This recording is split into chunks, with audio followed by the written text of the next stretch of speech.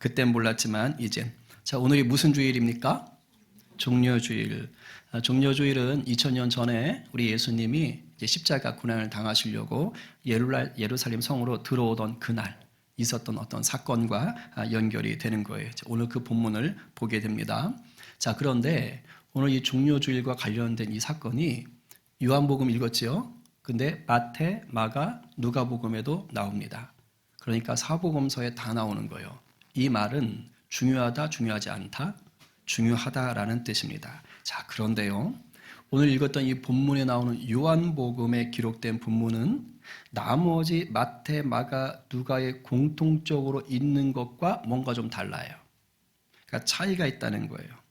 예를 들면 마태, 마가, 누가 복음에는 오늘 사건에 대해서 예수님이 야, 저쪽 가서 나귀 좀 가져와라, 나귀 좀 빌려와라 라고 하는 이야기가 있습니다. 근데 오늘 본문에는 그것이 빠져 있어요. 그 내용이 생략되어 있습니다. 그리고 마태, 마가, 누가복음의 이 사건을 다룰 때는 죽었다 살아난 예수님이 살리신 나사로에 대한 얘기가 없습니다. 그런데 요한복음 오늘 본문에는 아까 들었지만 나사로에 대한 언급이 있어요. 그리고 유일하게 요한복음에만 오늘 이 본문에 있는 사건들에 대해서 제자들이 그 의미를 그땐 몰랐다라고 더디 알게 된 거에 대해서 언급을 합니다. 유일합니다.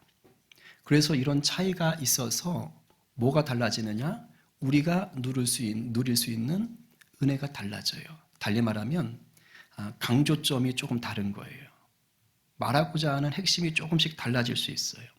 사복음서라는 게 묘미가 여기 있습니다. 왜 같은 사건을 4명이 흩어놨지? 그래서 예전에 사복음서를 하나로 통합하려고 하는 시도가 있었어요. 제 책상에도 사복음서를 하나로 묶어놓은 책이 하나 있습니다. 근데 결국은 그게 읽히지 않아요. 왜냐하면 사복음서는 사복음서 4가지가 말하고자 하는 게 조금씩 다를 수 있기 때문입니다. 오늘 그런 차이가 우리 가운데 여러분이 알고 있었던 사건과 달리, 왜냐하면 제가 요한복음 이 본문은 처음 설교하거든요. 그러니까 오늘 이 차이를 통해서 하나님께서 은혜를 주실 수가 있습니다. 오늘 이 요한복음 본문에서 우리가 붙잡을 키워드는 2개예요. 하나는 동상이몽. 따라해 보세요. 동상이몽. 예, 무슨 말인지 아시지요? 같은 침대에서 잠을 잤지만 서로 꿈을 달리 꿨다. 그러니까 한 사건에 대해서 서로 해석하는 게 다르다. 생각하는 게 다르다라는 거예요. 자, 또 하나의 키워드는 지나고 보니. 그러니까 살아놓고 보니, 겪어놓고 보니 그랬더라, 알았더라 이거예요. 그래서 이 2가지 키워드를 여러분들이 양손에 들고 오늘도 은혜의 말씀 앞에 나가기를 간절히 바랍니다. 아멘입니다. 자, 12절 말씀 읽겠습니다. 시작. 그 이튿날에는 명절에 온 큰 무리가 예수께서 예루살렘으로 오신다는 것을 듣고, 자, 여기서 명절이라고 그랬어요. 여기서 명절은 어떤 명절을 얘기할까요? 네, 유월절을 말합니다. 유월절은 뭡니까? 이스라엘 백성이 이집트에서 노예 생활을 했잖아요. 그때 하나님께서 모세를 통해서 그 백성을 구원해내십니다. 그러면서 구원하던 그 날을 하나님이 기념하세요. 이 날을 유월절로 지켜라 하고 하나님이 친히 제정하신, 쉽게 말하면 독립의 날인 거예요. 해방의 날인 거예요. 아주 귀한 날이죠. 그래서 이스라엘 백성들이 그날 이후로 대대로 큰 명절로 지키고 있었어요. 그런데 이 날이 되면 이스라엘 백성들은 예루살렘, 성전이 있는 예루살렘으로 다 와야 돼요. 와서 하나님께 제사를 드려야 됐습니다. 근데 예수님이 활동하던 이 시기에는 이스라엘 백성들이 이스라엘 땅, 지금의 이스라엘 땅 아시죠? 그 땅에만 살고 있었던 게 아닙니다. 그 시대에는 로마 제국 전체에 흩어져 살았어요. 그래서 디아스포라라고 그러죠. 흩어진 이스라엘 백성들도 많았더랬습니다. 그러니까 오늘 이 본문에 있는 유월절이 되면 이스라엘 지역에만 있는 이스라엘 백성들이 모인 것이 아니라 어디서도 왔어요? 예, 전 세계에 흩어져 있는, 로마 제국에 흩어져 있는 유대인들, 이스라엘 백성들도 다 모여든 거예요. 그러니까 어떻게 했어요? 이날 예루살렘이 북적북적한 겁니다. 그야말로 인산인해예요. 그냥 사람한테 치이는 거예요. 이제 그런 식의 아주 그냥 장날 선거죠, 그야말로. 근데 이게 유월절 날이 아니고 이미 며칠 전부터 이럽니다. 왜냐하면 사람들이 유월절에 쉽게 말하면 마음이 몸이 더러워지면 안 된다고, 정결해야 된다고 미리 가서 준비를 하는 거예요. 그러니까 그렇게 돼 있는 상황이에요. 그런데 요번 명절, 쉽게 말하면 지금 오늘 본문에 있는 이 명절에 사람들이 모였잖아요. 이 사람들이 지금까지는 한 번도 듣지 못했던 소문을 이제 듣는 거예요. 이번 명절에. 이번 6월절 지키려 올라왔다가 예전엔 들어봤지 못했는데 놀라운 소문을 들었던 거예요. 그게 뭐냐면 예수라는 사람이 있는데 나사로가 죽었는데 그 나사로를 살렸대더라 라는 이야기를 막 사람들이 듣기 시작한 거예요. 그 얘기가 17절, 18절에 나와요. 읽어봅니다. 자, 시작. 나사로를 무덤에서 불러내어 죽은 자 가운데서 살리실 때에 함께 있던 무리가 증언한지라. 이에 무리가 예수를 맞으면 이 표적을 행하심을 들었음이러라.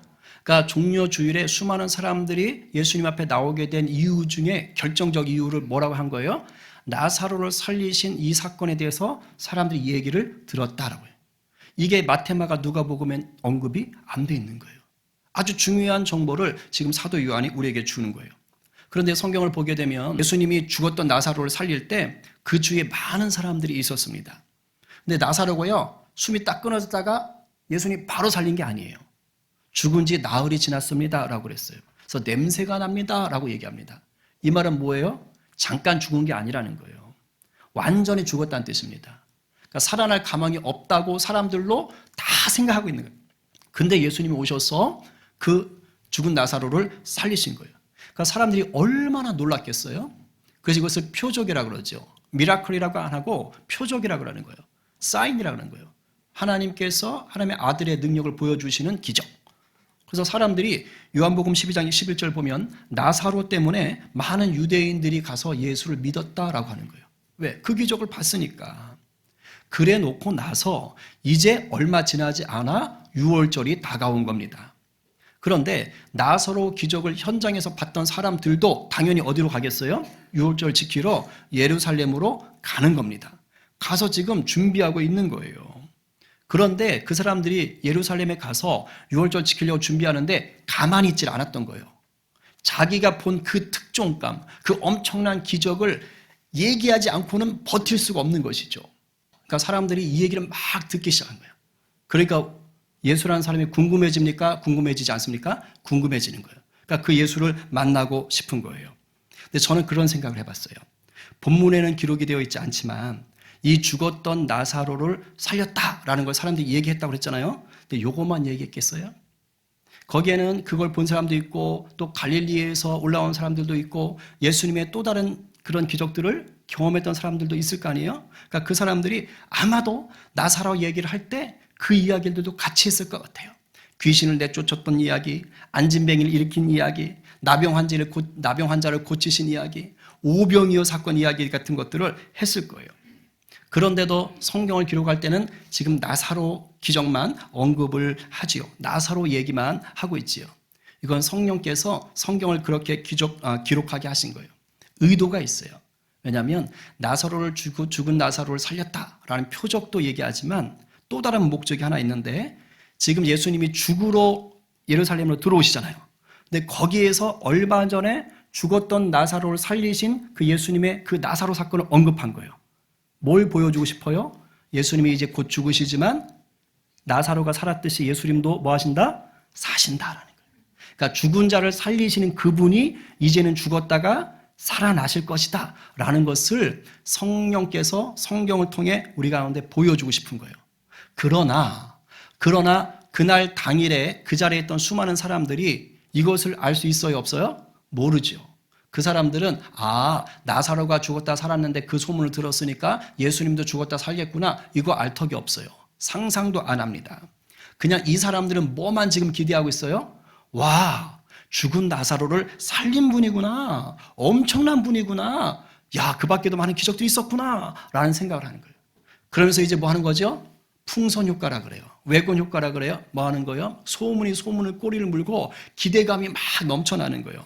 마치 선거, 이제 우리도 대선을 치러야 되는데 선거 때가 되면 여론이나 언론에 의해서 어떤 정치인들에게 막 좋은 것들을 막 얘기한단 말이에요.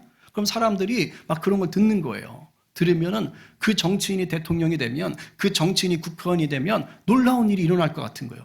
우리나라가 이렇게 변할 것 같은 거예요. 막 그런 꿈을 꾸기 시작하는 거예요. 그렇게 막 선전을 하는 거예요. 그러면서 이런 일들이 이제 뭐 하는 거 소문이 부풀어지는 것과 똑같습니다. 자, 여기서 우리가 중요한 것을 파악하셔야 돼요. 무슨 말이냐면 지금 이 자리에 엄청난 많은 사람들이 모여 있지만 그 많은 사람들이 예수님을 실제로 봤다 안 봤다? 태반은 안 봤다. 그러니까 예수님이 기적을 일으켰던 것을 실제로 본 사람들은 거기 모인 수많은 사람들에 비하면 몇 명 안 되는 거예요. 예수님이 은혜롭게 설교하신 것을 직접 들었던 사람들은 그 자리에 모인 수많은 사람들에 비하면 몇 명 안 되는 것이에요. 그러니까 그 몇 명 안 되는 사람들의 소문을 들었던 그 수많은 사람들이 소문을 듣고 뭐 하기 시작한 거예요? 꿈꾸기 시작한 거예요. 로마의 식민지라는 상황 속에서 예수가 행한 그 기적들을 듣다 보니 이런 일을 할 수 있겠는데? 라고 생각하기 시작한 거예요.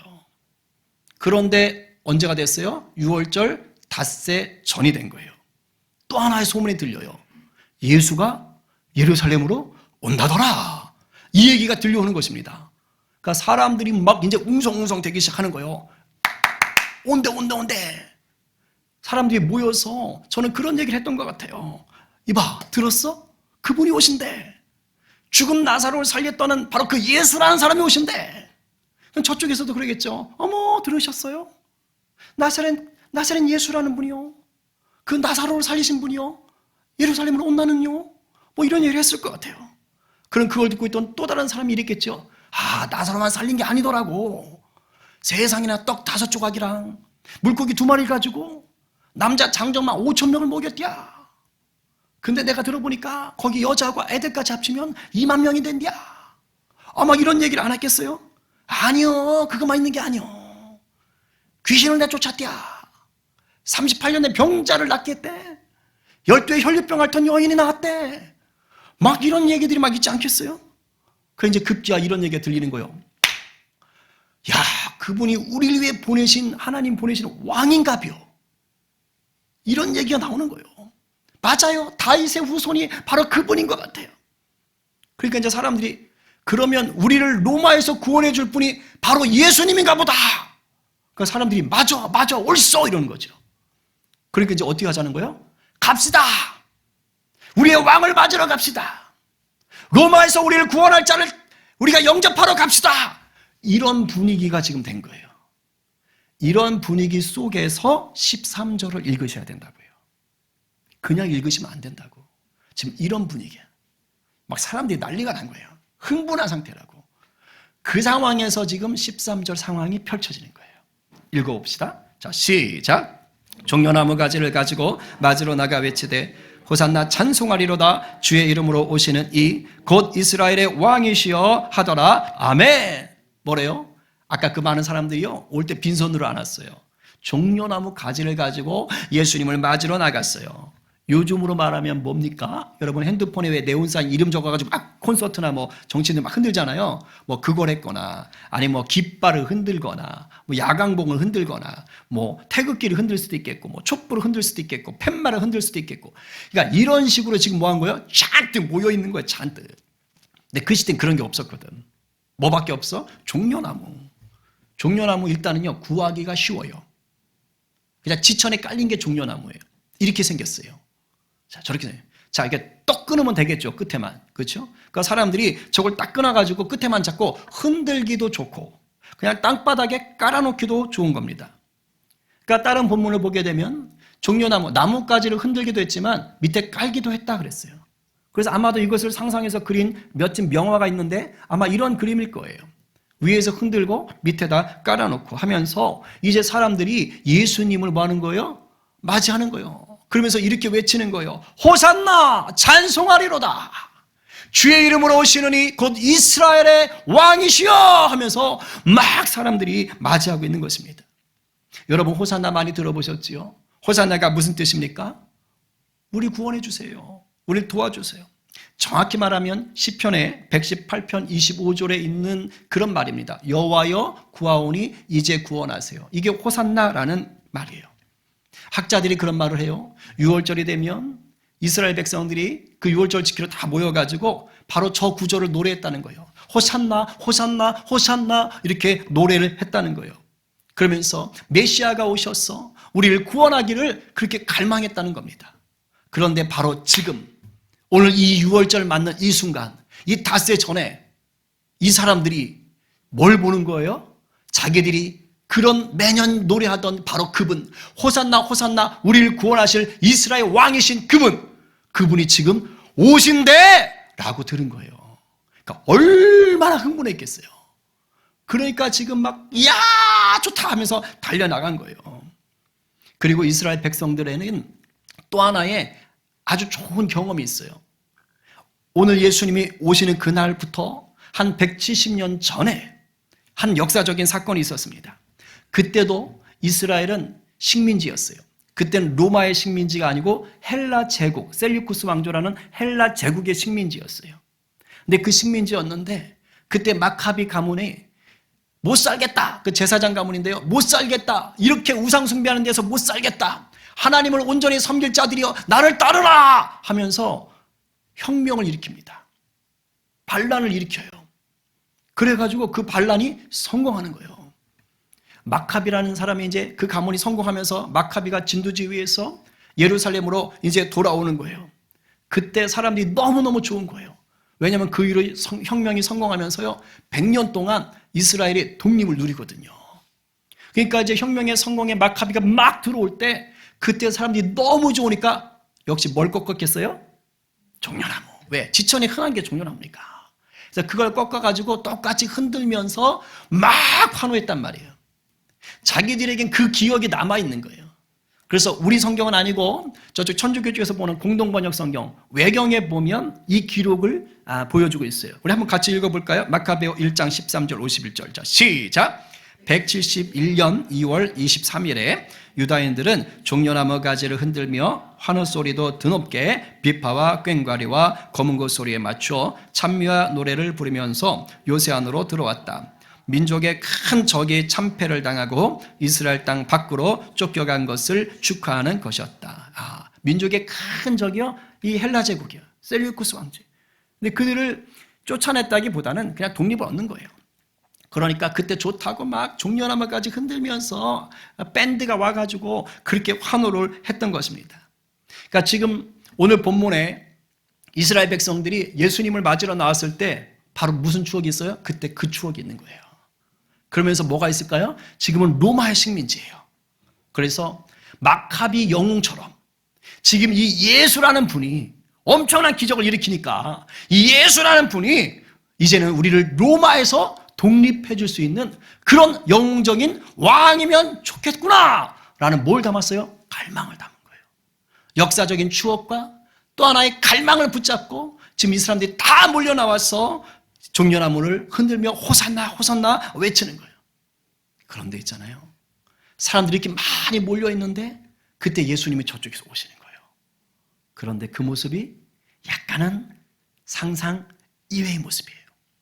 뭔가 왕이 오신다면 멋진 말을 타고 위풍당당하게 그렇게 나팔 소리 울리면서 와야 될 것 같은데 그게 아닌 겁니다. 우리가 잘 아는 대로 뭘 타고 오세요?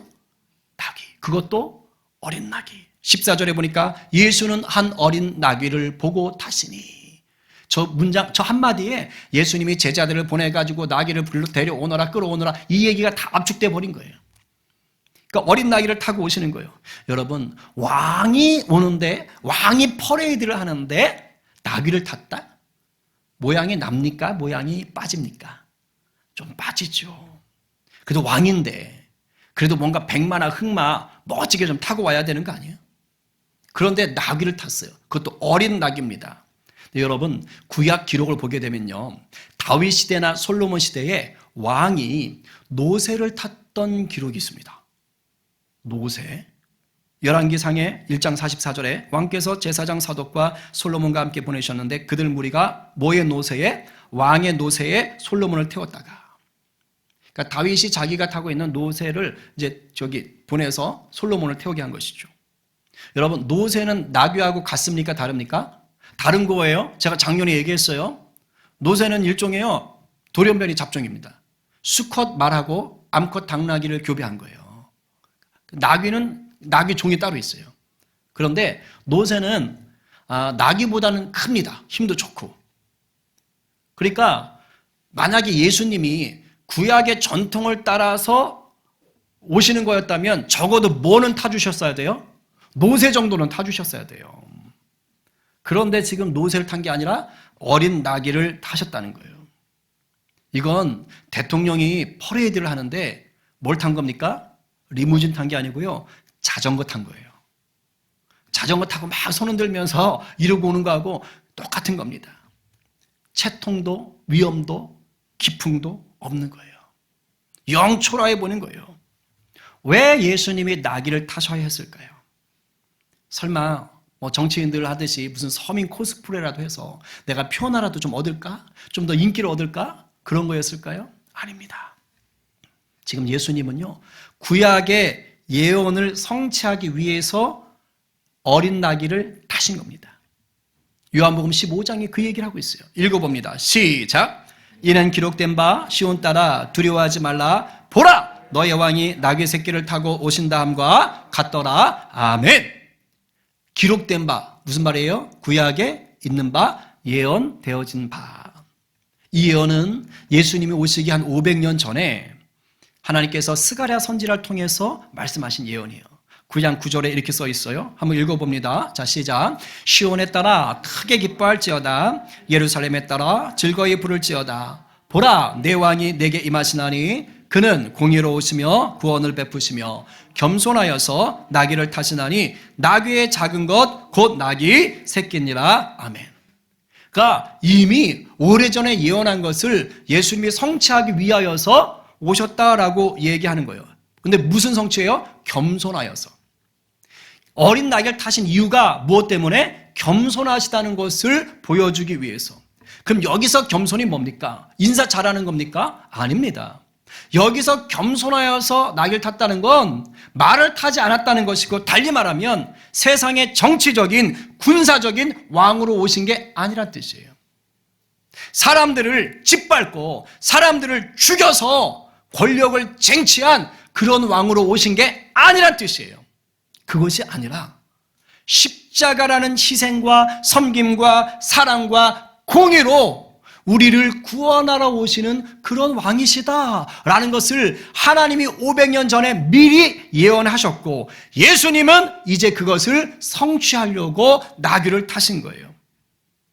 자, 여기까지는 마태, 마가, 누가, 요한복음, 사복음서에 다 나와요. 나귀 타신 것은. 사람들이 환호한 것도 나와요. 그런데 마태, 마가, 누가복음에서는 얘기하지 않은 아주 중요한 정보 하나가 16절에 나와요. 요한만이 이 정보를 얘기해 줘서 우리로 하여금 이 사건이 이런 의미였어? 라고 깨닫게 합니다. 읽어볼까요? 16절 시작. 제자들은 처음에 이 일을 깨닫지 못하였다가 예수께서 영광을 얻으신 후에야 이것이 예수께 대하여 기록된 것임과 사람들이 예수께 이같이 한 것임이 생각났더라. 아멘. 그대로 띄워주세요. 무슨 말하고 있어요? 조금 전에 수많은 사람들이 호산나! 호산나! 구약의 시편을 외치면서 이스라엘 왕 오신다! 하고 환호했잖아요. 그 장면과, 그리고 예수님이 어린 나귀를 타고 오셨잖아요. 예언을 따라 타고 오셨잖아요. 바로 그 장면, 이것에 대해서 사람들이 바로 요 날, 예수님이 오시던 날 이해를 했다 못했다, 그 본질적인 의미를 깨닫지 못했다는 거예요. 왜 사람들이 그렇게 외쳐야 했는지, 왜 예수님이 어린 나귀를 타고 오셔야 됐는지를 그날은 몰랐다는 뜻이에요. 그날은 몰랐고 영광을 얻으신 후에야 알았다는 거예요. 영광을 얻으신 후가 언제일까요? 예수님 부활하신 후에요. 부활하신 후에야 아하, 이게 구약의 예언이구나, 구약의 예언이 성취된 것이구나 라는 것을 알았다는 거예요. 그런데 잘 봐요. 그나마 이것을 깨달은 사람들이 그 자리에 모였던 수많은 사람들 전체입니까? 아니면 일부입니까? 제자들은 저것이 12제자만 얘기하는 것은 아닐 거예요. 예수님을 따르던 제자들을 다 얘기할 것입니다. 그러나 예수님이 6월절 어린 양으로 죽으시기 위해 그날 들어오시던 그날에, 오늘날 주일인 그날에 사람들이 호산나 외치며 그렇게 환호했던 그 본질적 의미, 예수님이 어린 나귀를 타셔 했던 그 본질적 의미가 무엇이었는지를 제자들만이 예수님 부활하신 후에야 깨달아 알게 되었다는 것입니다. 이것도 자연히 알게 된 게 아니에요. 부활하신 예수님이 40일 이 땅에 계시면서 가르쳐 주셨어요. 초대교회 오순절 성령이 임하면서 성령께서 깨닫게 하신 거예요. 그러니까 비로소 알게 된 것입니다. 그러면 나머지 예수님 앞에 나와서 호산나 외쳤던 수많은 사람들은 몰랐단 얘기예요. 그냥 모른 채 지나갔어요. 이 사람들은 뭐만 알고 있었어요? 저 사람이 우리를 로마에서 구원해 줄 능력 있는 왕이었던 거구나 라고만 믿고 싶었던 거예요. 로마를 내쫓게 해줄 왕인가 보다 라고 소망을 했을 뿐이에요. 뭘까요? 동상이몽. 예수님이 꿈꾸던 나라와 예수를 환호하던 사람들이 꿈꾸던 나라가 달라요. 다른 겁니다. 그래서 이 사람들은요, 이 수많은 사람들은요, 바로 나흘 뒤에, 그전에는 예수님을 왕이라고 환호했는데 나흘 뒤에 예수님을 십자가에 못 박아라! 못 박아라! 라고 외치는 배신자들이 됩니다. 왜? 로마를 무찌를 왕이 아닌가벼. 필요 없네. 이렇게 나오는 거예요. 유일하게 요한복음이 공관복음과 달리 바로 이 부분을 드러내줍니다. 우리에게 뭘 경험하게 하시는 거예요? 또 다른 은혜가 있음을 알게 하시는 거예요. 여러분, 예수를 믿는다는 우리 인생이요, 오늘 본문과 같을 때가 적지 않습니다. 우리가 살아가는 삶의 자리, 여러분들이 하는 선택, 여러분들이 하는 행동에 대해서 영적인 의미가 이것이다 라고 정확하게 항상 아느냐? 그렇지 않아요. 대부분은요, 몰라요. 모르고 지나갑니다. 예를 들면 이런 거예요. 평상시에 비해서 여러분에게 물질이 좀 더 많이 생겼을 수 있어요. 돈이 좀 생겼을 수 있어요. 그럼 예수님이 평상시보다 돈을 더 주실 때 예수님의 마음 어디 있을까요? 너 필요한 거 써라. 그럴 수도 있어요. 근데 예수님이 더 주실 때는요, 하나님 나라 위해 쓰라는 거예요. 어려운 자들, 약자들, 하나님 영광 받으실 일들 위해서 좀 사용하면 좋겠어 라고 예수님은 생각하는 거예요. 그런데 아싸 꽁돈 생겼다, 아싸 돈 생겼다 하고 그것으로 뭐 하는 거예요? 신발 사고, 옷 사고, 차 사고, 집 사고, 그냥 내 배 불리는 것만 위해서 쓰려고 그냥 계획서를 빽빽하게 써놓는 것이죠. 동상이몽입니다. 근데 나중에 깨닫게 돼요.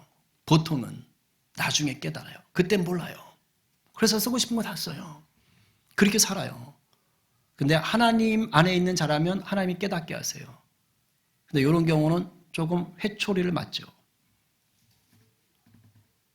돈 때문에 고생을 하다가 깨닫습니다. 자기 삶에 어려움을 겪어요. 그리고 나서 이런 거였구나 라는 것을 그제서야 아는 거예요. 또 인생을 지나가다 보면 고난의 때가 있어요. 이해할 수 없는 어려울 때가 있어요. 왜 내 삶에 이런 일이 닥치지? 라고 싶을 때가 있습니다. 근데 신기한 건요, 그 고난의 때, 그때는 이해를 못했는데 그 고난이 지나가고 나서야 그래서 그랬구나. 자기 믿음이 성장하고 나서야 그때 이것 때문에 예수님이 이러셨구나 라는 것을 깨닫게 될 때가 옵니다. 아마 이 중에 여러분들이 그런 시간들을 경험하신 분들도 계실 거예요. 저도 여러 번 있어요. 제가 한두 번 얘기한 것 같지만 못 들으신 분들도 있어서 잠시 제 얘기를 합니다. 제가 청년 때까지 삶이 힘들었어요. 너무 괴로웠어요.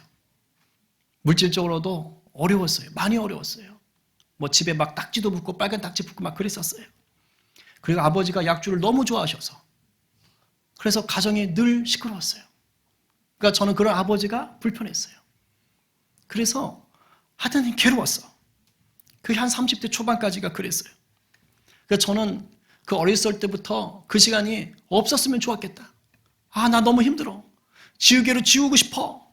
이렇게 생각을 했어요. 왜 하나님이 내 인생에 그런 시간 주셨지? 아니 왜 그랬을까? 난 모태신앙인데, 어머니 기도도 많이 하시는데 우리 집은 왜 이래야 됐지? 이해를 하지 못했습니다. 그러다가 제가 학교 선생으로 근무하던 중에 도서관 담당을 할 때였어요. 제 학생들 상담을 줄곧 하긴 했었는데 어느 학생이 찾아왔어요. 근데 그 학생이 물질적으로 어렵지만 가정에 불화를 겪고 있는 거예요. 그래서 너무 힘드니까 손목에 자해를 한 학생이에요. 붕대를 감고 왔어요. 그래가지고 이제 자기 얘기를 막 하는 거예요. 힘들다고. 그래서 제가 그 학생에게 제가 살아온 이야기를 쭉 들려줬습니다. 근데 그 학생이 그래요. 선생님은 저보다 더 힘들었네요. 근데 지가 들어도 자기보단 제가 더 힘들었나 봐요. 그래서 그러니? 그치. 근데 그래서 제가 이렇게 물어봤습니다. 그런데 그러면 네가 볼 때 내가 너보다 더 힘들게 살았잖아? 근데 그런 네가 볼 때 지금 내가 불행해 보이니 행복해 보이니? 근데 걔가 그래요. 살짝 웃으면서 선생님 마냥 행복해 보이는데 맨날 찬양할 때 기타 치고 막 이러면서 막 하고 있고, 그리고 애들한테 막 웃으면서 농담도 잘하시고 친절하게 대하시고 하여튼 행복해 보인대. 선생님은 걱정 없는 분 같대. 그래서 제가 그랬어요. 이상하지 않니? 나는 너보다 더 많은 시간들을 더 힘들게 살았고 되게 괴로웠어. 그치? 근데 지금 보는 네가 나를 볼 때 나는 불행해야 되는데 행복해. 이상하지 않아? 그 이유가 뭔지 아니? 이렇게 몰라요. 그렇게 물어봐요. 몰라요? 대답해요. 제가 그랬어요. 선생님은 예수님을 만났기 때문이야. 예수님을 만났어. 예수님을 만나면 더 이상 고난에 묶여 살지 않게 되더라. 나도 너처럼 괴로울 때 있었는데 예수님을 제대로 만나고 나니까 바뀌더라고. 그러니까 걔가 뭔가 특별한 거를 깨달았다는 듯이 고개를 끄덕이더라고요. 그래서 제가 기도해주고 돌려보냈어요. 그 녀석도 울면서 갔죠. 그렇게 상담이 끝나고 이제 도서실 아무도 없는 저녁 시간이었죠. 혼자 의자에 앉아있는데 갑자기 제 속에서 성령께서 이런 말씀을 하시는 거예요. 진철아, 이제 알겠어? 그래서 그랬어. 근데 저는 그게 어떤 말씀인지를 아는 거예요. 제가 제 인생에서 그렇게 지워버리고 싶고 이해할 수 없다고 생각했고 버리고 싶었던 그 시간, 그 고난의 시간, 그 억울했다고 생각했던 시간, 괴롭다고 생각했던 그 시간들요, 그 시간들이 의미 없는 게 아니라는 거예요.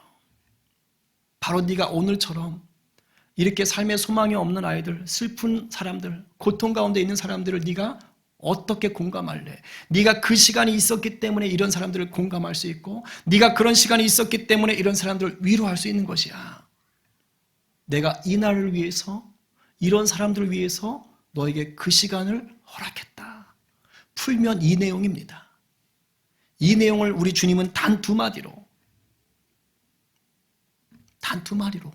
말씀하신 거예요. 제가 그게 깨달아지는데 너무 놀라는 거예요. 온몸에 소름이 돋고 정말 혼자 있잖아요. 엄청 울었어요. 그 밤에 눈물이 그냥 흘러나오는데 얼마나 위로가 되고 힘이 되는지. 그리고 그날 이후로는 제 인생에 대해서 단 한 번도 이제 후회한 적이 없어요. 그 힘든 날이요 오히려 감사해. 그래서 그러셨구나. 은혜네. 그러니까 저는요 가난하다, 아버지 때문에 힘들다, 엄마 때문에 힘들다, 가정이 불화하다, 전 다 이해가 돼요. 전 다 공감이 돼요. 다 공감이 돼.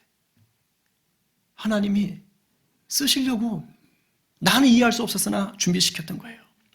오늘 본문 속에 있는 제자들, 이 엄청나고 놀라운 의미가 있는 이 사건을요 그날은 몰랐다니까요.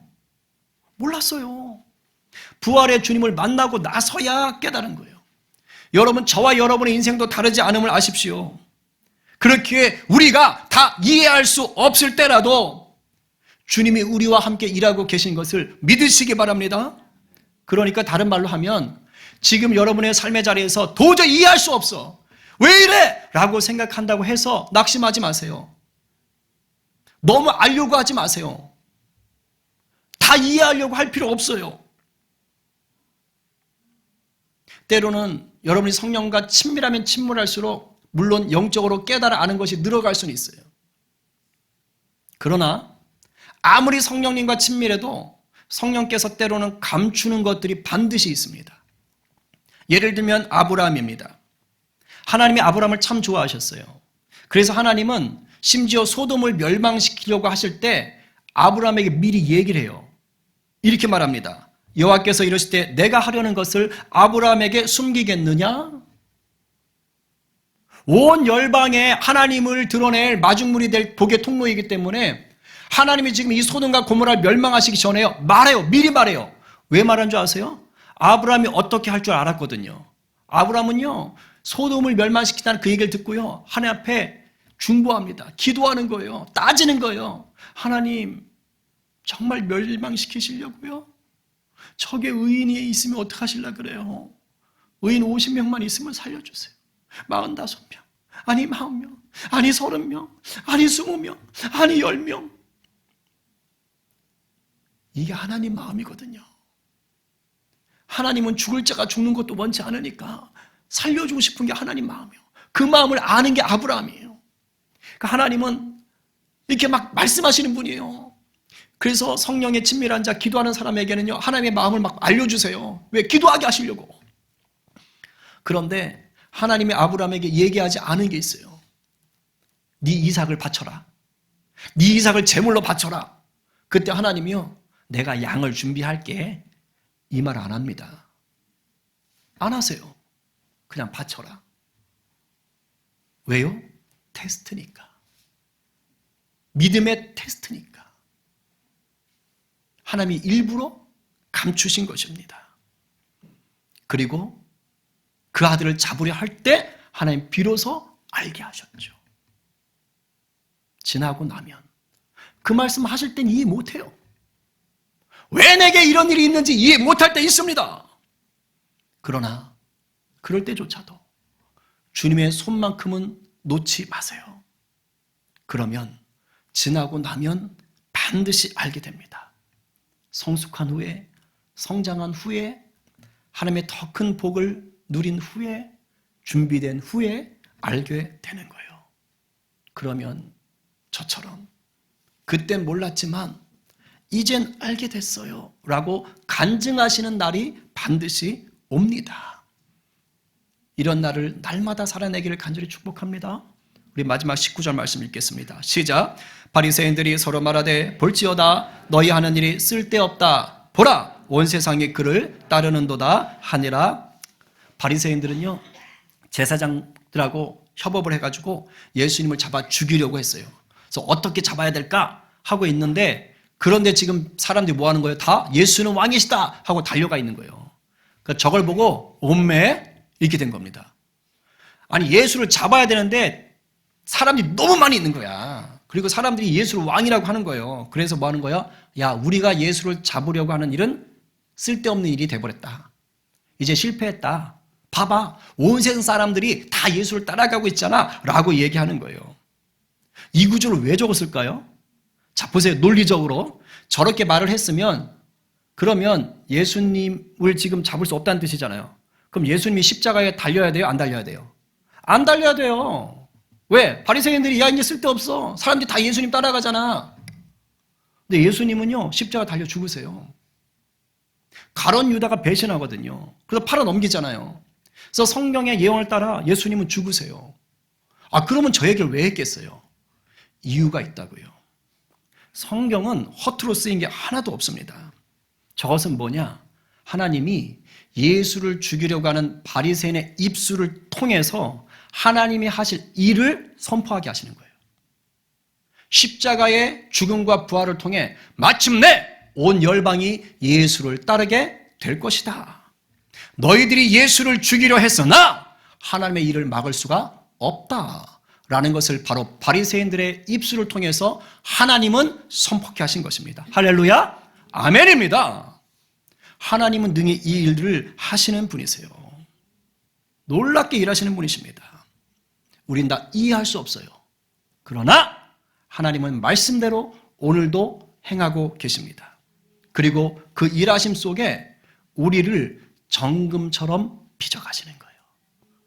모나고 이기적이고 나밖에 모르고 자존심은 바닥을 치고 있고 그런 인생들을 하나님이 일저일 통해서 빚어가시는 거예요. 그리고 지금의 나보다 더 귀하게 쓰시려고 하나님이 빚어가시는 거예요. 그러면서 때를 따라 계속 사용하시는 거예요. 이걸 잊지 마세요. 그러니 혹 가다가 고난이 닥쳐오시더라도 이것이 내게 주신 십자가구나 라고 생각하시며 담대하게 한 걸음만, 딱 한 걸음만 더 내디드세요. 그럼 주님이 잘했다. 그러면서 또 같이 가시는 거예요. 내일부터는 이제 고난주간 특세가 있지요. 몇 년 만에 하는 건데 저는 여러분들이 이번에 다 참석하면 좋겠다는 마음이 있어요. 기대감을 가지고 기도 제목을 가지고 저도 새벽기도 통해서 정말 큰 은혜를 많이 누렸어요. 특세 통해서. 여러분들이 혹시 지금 삶이 너무도 빡빡하고 무기력하고 무의미하고 그냥 특별하게 어려움 없는 것처럼 느껴지십니까? 오히려 하나님 앞에 이 시간을 드리세요. 기도의 시간을 작정해 보세요. 여러분이 그런 은혜의 시간을 좀 누릴 수 있기를 반드시 바랍니다. 오늘 누가 우리를 죄에서 구원하신 예수님을 바라보며 다 이해할 수 없을 때라도 주님의 손을 놓지 않으시겠습니까? 오늘 누가 이해할 수 없는 삶의 자리를 기도와 말씀으로 풀어내시면서 자기 십자가를 지고 주님을 따라 가시겠어요? 오늘 말씀에 아멘으로 화답하며 이 한 주간 십자가 은혜를 깊이 누리기로 소망하는 저와 여러분 모두가 되시기를 간절히 축원합니다. 우리 이 시간 좀 같이 기도할까요?